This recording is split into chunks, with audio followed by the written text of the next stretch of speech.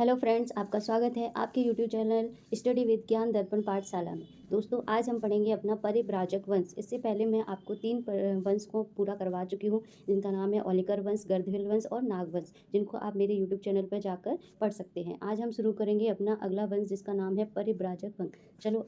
चलिए शुरू करते हैं।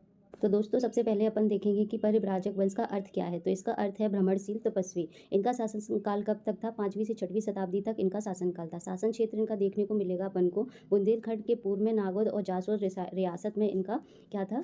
शासन क्षेत्र था। ठीक है। प्रमुख शासक है हस्तिन और संचो। इसमें दो शासक बहुत ज़्यादा इंपॉर्टेंट है, हस्तिन और संचो। बाकी जो शासक वो अपने लिए इतने ज़्यादा महत्वपूर्ण नहीं है। तो हम इनका आगे देखेंगे, इनके स्रोत, इनके जानकारी के स्रोत क्या क्या मिलते हैं। तो स्रोत है हमारे पास खो अभिलेख, जो कि सतना से प्राप्त होता है, जबलपुर अभिलेख, भूमरा अभिलेख और हस्तिन के सिक्के। इन सभी चीज़ों से हमें क्या पता चलता है? इनके वंश की जानकारी पता चलती है। इसके बाद हम देखेंगे इनकी राजधानी। इन्होंने अपनी राजधानी पन्ना को बनाया था। इसके साथ ही ये सामंत थे, गुप्तों के सामंत थे। ठीक है। इसके बाद हमें सबसे पहले इनका ज्ञात शासक की जानकारी मिलती है, जिसका नाम है सुशर्मन। ये क्या है? प्रथम ज्ञात शासक है, जिसकी जानकारी हमें खो अभिलेख से प्राप्त होती है। ठीक है। इसके बारे में हमें एक विशेष जानकारी मिलती है कि भारद्वाज गोत्र का तपस्वी, जिसे संपूर्ण सत्य विज्ञान की 14 शाखाओं का ज्ञाता कहा जाता है। किसे कहा जाता है? सुशर्मन को कहा जाता है। ये भारद्वाज गोत्र का तपस्वी था, जिसे सत्य एवं विज्ञान की 14 शाखाओं का ज्ञाता कहा गया है। इसके बाद हम अगले शासक को देखेंगे, जिनका नाम है महाराजा देवादय। इनके बारे में हमें एक इंपॉर्टेंट बात पता चलती है कि ये वास्तविक शासक थे। परिव्राजक वंश के वास्तविक शासक किसको कहा जाता है? महाराजा देवादेव को कहा जाता है।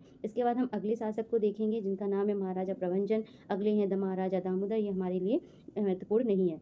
इसके बाद अगले शासक आते हैं हमारे यहाँ हस्तिन, जो हमारे लिए महत्वपूर्ण है, जिनका शासनकाल 475 से 517 ईस्वी तक था। ये एक परिव्राजक वंश के सबसे महान शासक थे, जिनकी जानकारी हमें खो अभिलेख, जबलपुर अभिलेख, मझगवा अभिलेख, इनसे जानकारी हमें प्राप्त होती है। इसके बाद देखते हैं उच्चकल्प शासक सर्वनाथ के क्या थे? ये समकालीन थे। इन्हें एक दानवीर शासक भी कहा जाता था। क्यों कहा जाता था? क्योंकि इनके जो खो अभिलेख है, जो कि संक्षोभ का जो खो अभिलेख है, उससे हमें जानकारी प्राप्त होती है कि पाराशर गोत्र के मध्यान्ही शाखा के ब्राह्मणों को एक गाँव इन्होंने दान में दिया था। इसलिए इनको क्या कहा जाता है? दानवीर शासक बोला जाता है। इसके बाद हम अगले शासक देखेंगे, जो कि हैं हमारे संक्षोभ। ठीक है। ये क्या है? हस्तिन के उत्तराधिकारी था। धार्मिक अनुष्ठानों हेतु इसने भूमि दान दी थी। रूढ़िवादी वर्ण व्यवस्था को लागू किया था। शैव भक्त था, परंतु खो अभिलेख में भगवान व्यासदेव का उल्लेख प्राप्त होता है। तो हमें इससे क्या जानकारी मिलती है कि जो संक्षोभ थे वो क्या धार्मिक रूप से सहिष्णु थे, क्योंकि शैव भक्त थे, फिर भी इनके जो अभिलेख है उससे हमें भगवान विष्णु की जानकारी प्राप्त होती है। अगला हम देखेंगे कि समुद्रगुप्त के प्रयाग प्रशस्ति लेख से हमें संक्षोभ के बारे में जानकारी मिलती है कि ये 18 आठविक राज्यों का स्वामी है। ठीक है। इसके बाद देखते हैं कि ये हमारा क्या है? अंतिम शासक था। परिव्राजक वंश का अंतिम शासक किसे माना जाता है?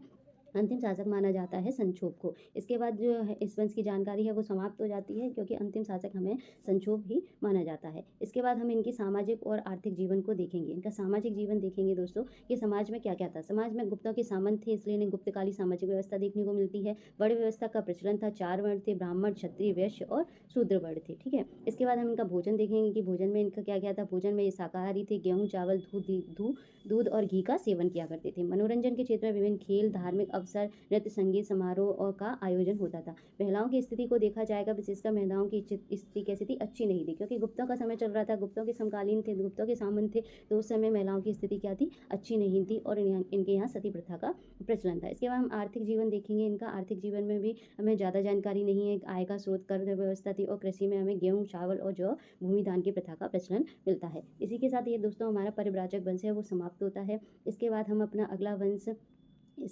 अगला वंश पढ़ेंगे, उच्च कल्प वंश। यदि आपको वीडियो अच्छी लगती है तो लाइक करें, शेयर करें, सब्सक्राइब करें। Thank you.